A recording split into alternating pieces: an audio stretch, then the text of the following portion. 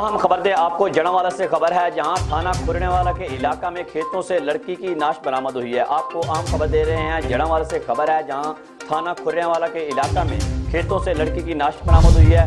لڑکی کو مبینہ طور پر تشدد کے بعد قتل کیا گیا ہے۔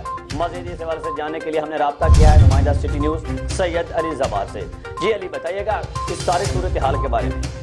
جی بالکل، جڑانوالہ کا علاقہ تھانہ کھڑریانوالہ 200 ریبے لاٹھیانوالہ میں ایک افسوسناک واقعہ پیش ہے، جہاں سالہ لڑکی کی لاش جو ہے وہ جو گاؤں کے ساتھ رجوایا ہے اس کے کماد کی فصل سے برآمد ہوئی ہے۔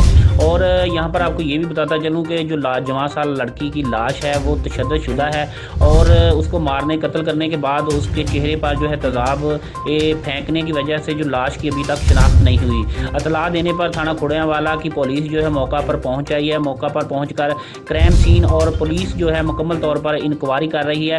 اگر میں یہاں پر آپ کو یہ بتاتا چلوں کہ جو لڑکی قتل ہونے والی لڑکی کی عمر جو ہے وہ تقریباً 16 سال کے قریب ہے، اور پولیس کی طرف سے یہ بتایا جا رہا ہے کہ ابھی تک جو شناخت ہے لاش کی نہیں ہو سکی۔